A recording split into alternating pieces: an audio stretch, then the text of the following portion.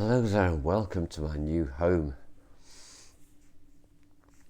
It's been quite a journey, to say the least. It's been quite a journey, the move, and still very much in that process.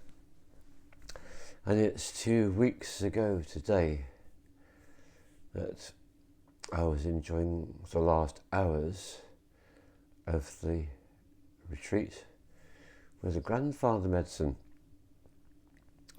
And nominally, retreat hosts suggest to people 2 weeks afterwards, up until 2 weeks afterwards, you're still very much in the medicine, processing, integrating, receiving insights. So it feels a really appropriate time to make my part 2. Having a little discharge. And to me, the best part of having a discharge, what people often call the cold or other such names, flu, whatever, it's a gradual recovery afterwards and the return of the faculties. And certainly right in the middle of it, my cognitive capabilities went right down. I kind of forgot all about this because I hadn't had one for more than 4 years, so it's high time and highly appropriate what with moving house. And so you can detect the remnants still in my voice. This is not going to be a long film. So I received 3 points, 3 main points for me in my integration of my retreats, which I turned into a film almost 2 weeks ago. And the words are, and I've got it written down in case I've forgotten, the words are belief, control, respect for difference. To me, this was the summation. I am so grateful for these powerful teachings of gentle and yet very strong grandfather medicine. Such a powerful spirit. So belief. I was so grateful to be reminded of the fact that so much about being human is to do with belief. What do you believe? What does he believe? What does she believe? What do we believe? We have some beliefs that we hold in common, and the members of certain nation states have beliefs they hold in common, and this is what they call their constitution.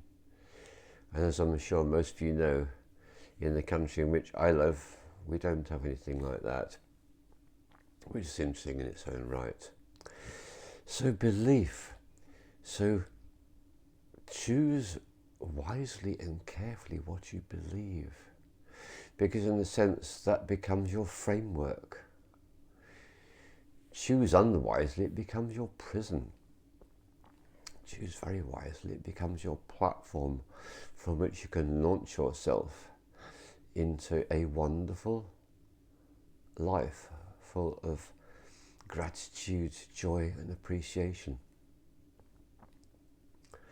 And there was a woman who wrote Nelson Mandela's speech, and everyone remembers it's Nelson Mandela's speech, but it was written by a woman and very powerful too. And the point that was made in that speech is, how dare you believe you to be an insignificant being? Realize you are powerful beyond measure. So this is a great belief system that we can choose to adopt. We can become aware that we are powerful beyond measure. And one of the ways we can ratify this is through our experiences and our journeys with the plants, when we realize we are multidimensional light beings, capable of travelling through space-time in all dimensions, which is what all shamanic practitioners actually are capable of doing. And when on their shamanic journeying, working for their clients, this is what they do. So yes, multidimensional space-time travellers, very much so. So that was a very powerful lesson, to pay attention to what you believe, and also to listen without getting caught up in lots of judgments about what other people believe. Listen to their beliefs. And when we go into the traditional societies, we find these societies are full of beliefs. And one of the reasons why we're living today in 2025 is we have the choice to adopt any of the belief systems of these traditional societies that suit us, and to release any which don't suit us. And also, that comes to the beliefs that we've been brought up in, indoctrinated in our families, our cultures, our societies. Be very careful about what you choose to believe. Consider your belief systems you've adopted. And that's been a big journey of my personal integration. Which belief systems have I unconsciously adopted in my life? So, very grateful for Grandma, Father, Spirit in helping me uncover all about belief. So, all I want to finish about belief is this. I invite you to look at your beliefs, examine them, unpack them, study them, write them down. If you don't know what your beliefs are, get your journal out and your pen and simply write, my beliefs, I believe the following. And if at first you don't know what to write, you would write literally these words. I don't know what my beliefs are at the moment I'm writing, but I know if I keep writing, I'll find out what they are. And you will surprise yourself because you'll come up with your beliefs. They will pour out of you in a torrent, and you will have something written down which you know what your beliefs are. You can then study them, look at them. Which ones am I keeping? Which ones am I discarding? And you can use your pen and you can cross out the ones you discard and you can write new ones. This is actually a very simplified version of a very powerful shamanic practice, which is to do with the chamber of soul contracts. Right, that's enough about belief. Second one, control.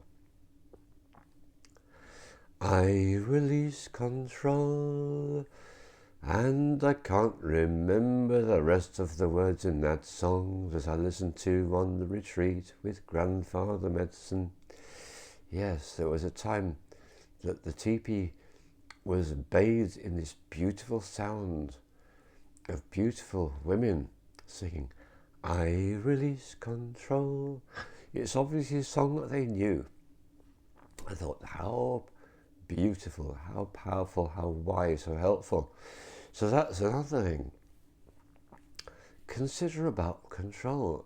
All those who host retreats are aware of the fact that there's a balance between the control we provide together with the freedom we provide, and that's the other side of the coin of control.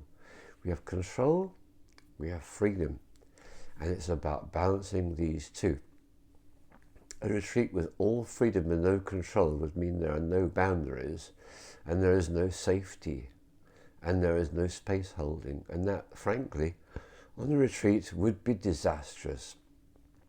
And that's the last thing in the world anyone needs. We need to have a sense of control balanced with the opportunity for freedom. Very important in hosting a retreat. And as far as I'm concerned, the most important part of the retreat is when the whole retreat is over and the ceremony has been concluded. And it's wise if that is done by making it very clear, using words or sounds so that the participants know the ceremony is now completed. We don't use the words done or over, they're not appropriate. The word completed is really spot on for this. And the integration, of course, which may already have begun, is now continuing apace. So by providing some control for people on the retreat is essential. The boundaries create the safety, create the holding, and allow for the freedom of the individual within that retreat. And what we're all on in 2025, we are on our process of individuation. That's why we don't live in the societies we used to live in. In the traditional societies, everybody knew their place. and there were many restrictions imposed upon people, huge amounts of control. A person who was from a particular caste was stuck in that caste for that lifetime and most likely the following lifetimes to come. That's no longer the case. We live with a great deal of freedom as we are literally individuating. So we get to choose our belief systems. We get to choose which controls are appropriate for us and which are not. And if an organisation attempts to apply controls which are inappropriate, we know the famous words, I do not comply. I choose what is appropriate for me. So control, incredibly important, essential for retreats, and also equally important by balancing it with the sense of freedom. So the people on the retreat, they feel free to operate within the parameters which have been designed for their safety, their growth and their evolution. Again, I could say so much more. That's enough.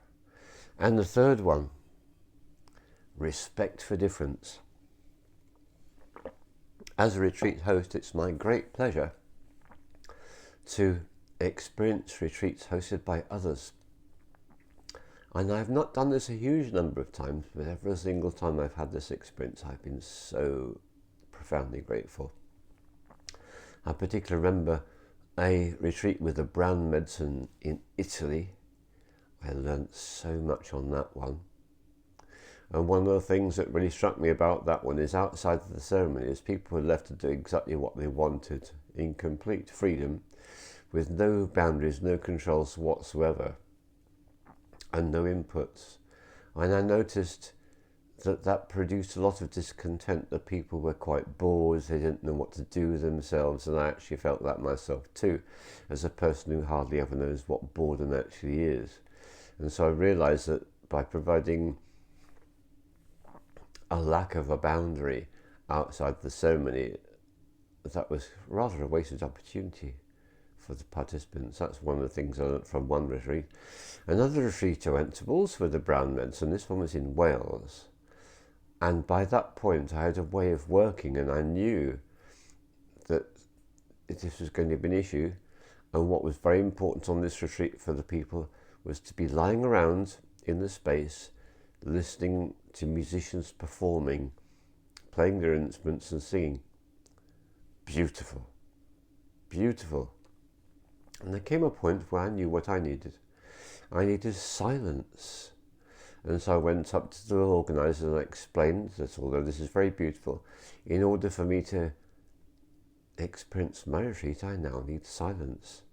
They were not happy about it, and they realised, because I was very clear about the way I expressed my requirement, that I would be given what I needed, and I took myself off down a very perilous slope, and I was incredibly mindful every step of the way until I found myself in the yurt, and I spent a good hour in the yurt in silence, getting all that I needed from the lack of the distraction of sound in my process. And then when I had that feeling of, yes, I'm done, I then picked my way carefully and slowly up in the dark back to the retreat space. Wonderful. So respect for difference. I love going on a retreat hosted by others, because then I learn all sorts. I learn so much about the way they host. I'm very, very grateful for every single experience in that way. And then what I find, especially going to the Breaking Convention conferences on entheogenic plants in England, of which I've now been to 3, I learn best practice, and some of this best practice I incorporate into my own ways of working with people. In every single retreat I host, there is art. Art is a very significant component, and I'm talking about physical art with colour on paper and other forms of art, but most especially colours on paper. So powerful. And that came entirely from breaking convention. So respect for difference is about learning from others what works for you, and also what doesn't work for you. And to remember that this is you having your experience, and to be clear about what it is that you need. I can remember on one of my retreats years ago, it was a New Year's retreat. It was bitterly cold. It was the north of England. And this guy found himself outside, not as close to the outside fire as I would have liked. He wasn't getting any benefit from it. He was lying down on his side. And I went out and I went up to him and he said, "Don't speak." And inwardly I thanked him for being so clear about what he needed. He needed silence. But as the host, I realised he needed to be warmer, much warmer than he was. Okay, he was wearing his jacket. It just wasn't enough. It was too cold, and I went back and forth. And I got sleeping bags, I got blankets, and I finally got a piece of canvas, and I completely covered him up from his foot to his neck, so he was as warm as he could be. And a while later, one of the participants who knew him came out, beautiful woman, and she didn't ask his permission. She was in the zone, she was in her magical space, and she began to sing to him. It was the most beautiful thing that happened to him on that entire retreat. Again, I'm so glad I didn't interfere. And that's the thing about being a shamanic practitioner hosting a retreat. With all these guides and helpers, if I don't know the answer, they do. And I trust them implicitly, heart and soul. So respect for difference, respect for the different ways that people work hosting retreats, respect for your difference from somebody else, what you need, what you don't need. And that applies to our lives. If we can have this attitude whereby we see people are doing things in a different way, and we can recognize that's what they need, this is such a wonderful place to come from.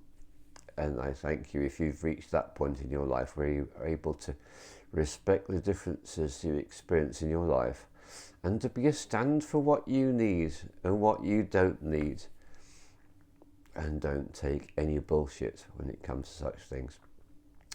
Well, that's it. That is my part 2 of my integration of my grandfather medicine retreat. And I feel so grateful to have been able to make this, because before I made the film, lying in bed this morning, I thought, what am I going to say? And I rested in the awareness of, what am I going to say?